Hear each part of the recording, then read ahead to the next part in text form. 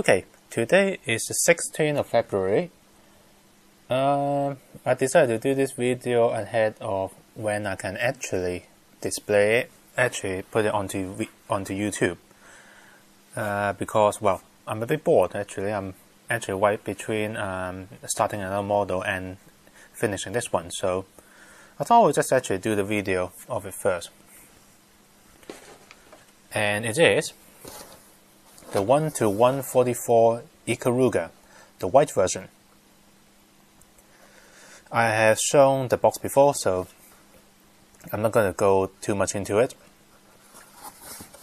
It is based on the computer game, first of all on arcade in Japan, and then on the Dreamcast, and then the GameCube, and now is also remade on the Xbox 360 as Xbox Live downloadable. So the box, a very nice, a very artistic feel of box art. And here it is, my version of the Ikaruga. This one has taken me quite a lot of trouble to actually build, and quite a lot of trouble to paint. So let's start off by showing you a little bit of it. So the Ikaruga from front, from the side with the well, I have to say I never actually noticed the decal before in the game. I never seen those flame pattern on it. But yeah, they come in decal. Fortunately, they come as decal. Otherwise, I can't paint someone. And unfortunately, they come as decal that you have to put it on yourself. So you can't, if you are not a painter, you can't actually escape putting the decal on, thinking that maybe it's a Kotobukiya kit. Kotobukiya might have pre-decal them for you. Nope, not this time. So from the back,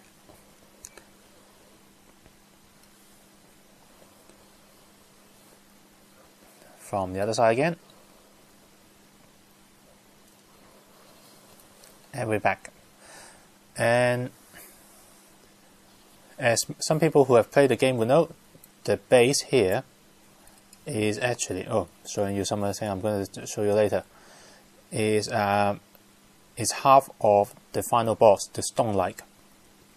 The Stone-like, if you actually played Radiant Silver Gun, would actually know that that is actually the final boss.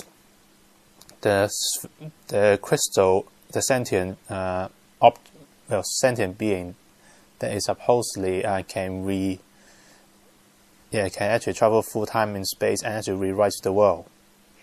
And that is the reason why people believe that Ikaruga is a spiritual successor or sequel to Radiant Silvergun, because this thing appears at the end of Ikaruga as a final boss as well. And this is also the cause of trouble for the whole world in the Ikaruga.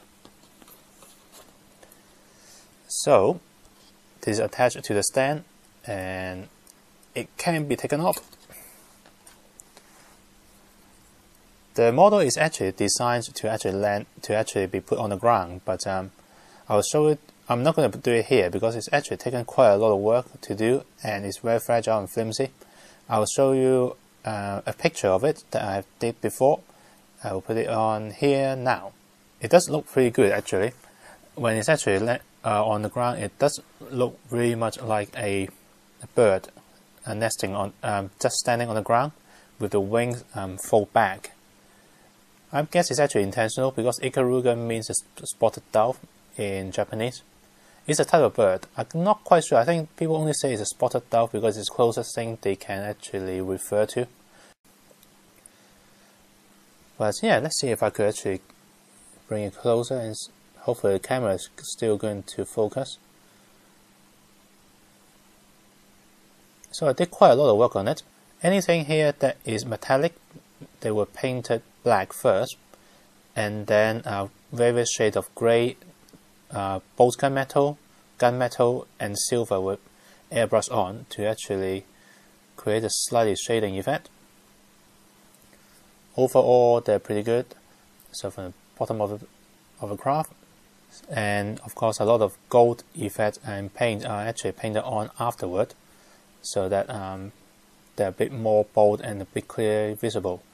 Anything you can see here that is white, they will all started off painted into a very light grey primer, and then white is painted on layer by layer, trying to create a shaded white effect.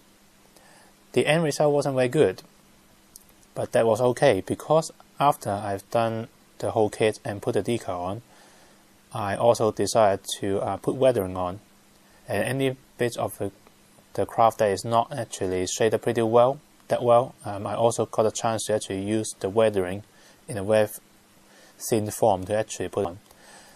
So in general, the weathering and damage effect I put on is just the dark gray and black on most of the edges, and in particular place near where the engine output is, where the gun nozzles are on the front, as well as the engine nozzle on the back, which is here.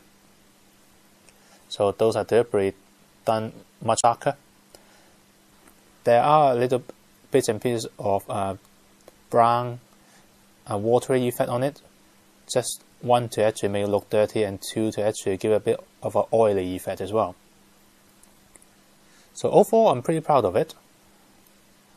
The gold is the big pieces of gold here is actually done by painting silver, airbrushing silver on the bottom, and airbrush a clear coat to actually protect it, and then a coat of clear yellow and orange to actually create the gold effect.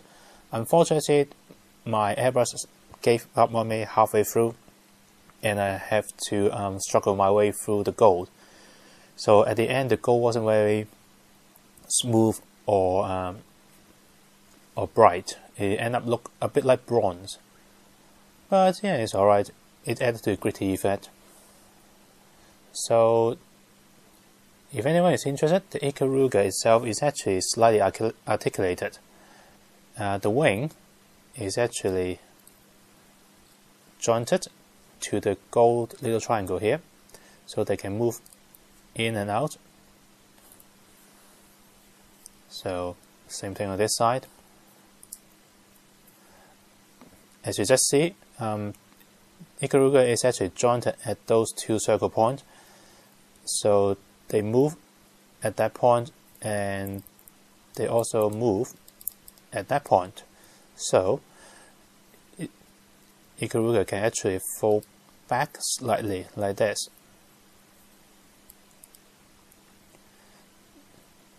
Just like that.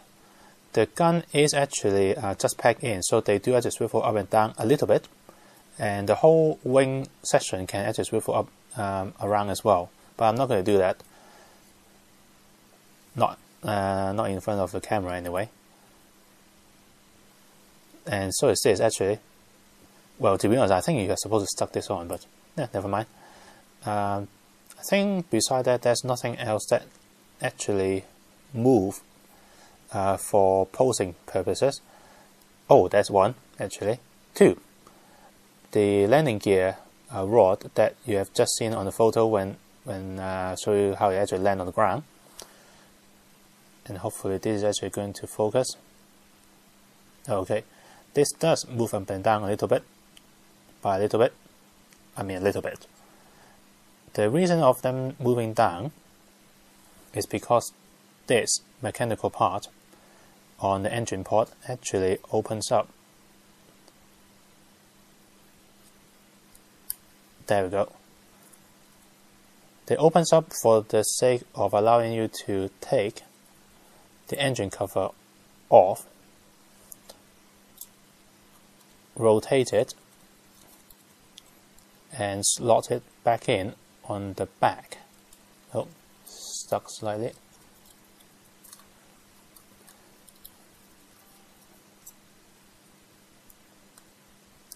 Just like this. So that those two engine covers can actually move to the back, and revealing these 6 holes. If you have played the game, you will know that this formation is known as the energy release or the homing missile attack. When it opens up, any energy that the Ikaruga has actually captured, enemies' bullet energy will have been captured and re-released from those as a homing laser. So you can recreate that pretty well.